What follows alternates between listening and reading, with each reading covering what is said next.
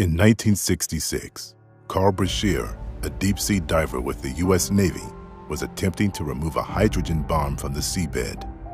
He and his team had rigged a bomb to a three-legged spider in an attempt to retrieve it from the water. Suddenly, the atomic weapon slipped from the rigging, causing a pipe to break loose, hurtling towards Brashear and his team. Brashear managed to get his team out the way, but the pipe hit him just below the knee. His leg was so badly damaged that the crew was unable to stop the leg from bleeding. Due to the location of the accident, it was 6 hours before they were able to get Brashear back to the Air Force Base. Upon arrival, Brashear was declared dead and sent to the morgue.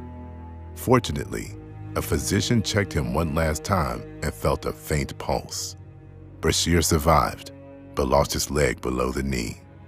This should have been the end of his Navy career, and certainly his diving career. But for Carl Brashear, giving up was not an option. One of his personal beliefs was, it's not a sin to get knocked down, it's a sin to stay down. Carl Brashear was born on January 19, 1931 on a farm in Kentucky.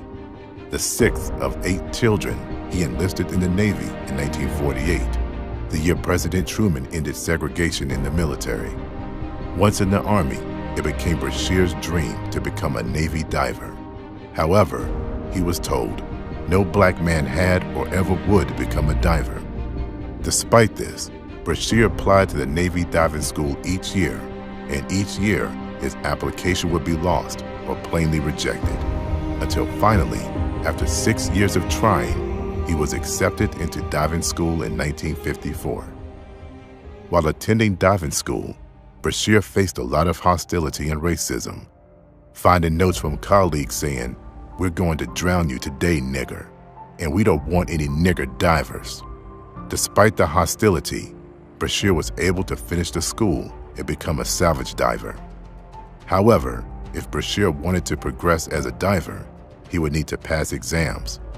No small feat for someone who had the equivalent of an 8th grade education. Brashear was not deterred, and in 1964, after 9 years, he was finally able to become a first-class diver, the first African-American to do so. Then came the accident. After the accident, Carl was fitted with a prosthetic leg and told to retire. However, he refused. All the years of fighting discrimination gave him the inner strength he needed to train like he'd never trained before. In order to be able to dive again, he was required to complete strenuous fitness tests that able-bodied men regularly failed. He had to run with the other students, which caused his prosthetic leg to dig into his scar tissue, causing blood to leak into his artificial leg. He told no one, instead treating his own wound for fear of being dismissed due to the injury. Wearing his leg as well as the 290-pound Mark V helium gear, Brashear successfully walked on land as well as up 12 steps.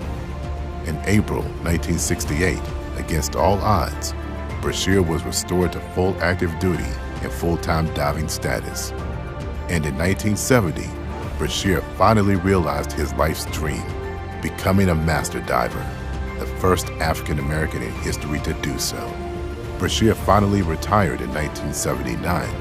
Upon retiring, and despite not graduating from high school, Brashear attained a degree in environmental science, working with the government as an engineer technician, as well as an environmental protection specialist.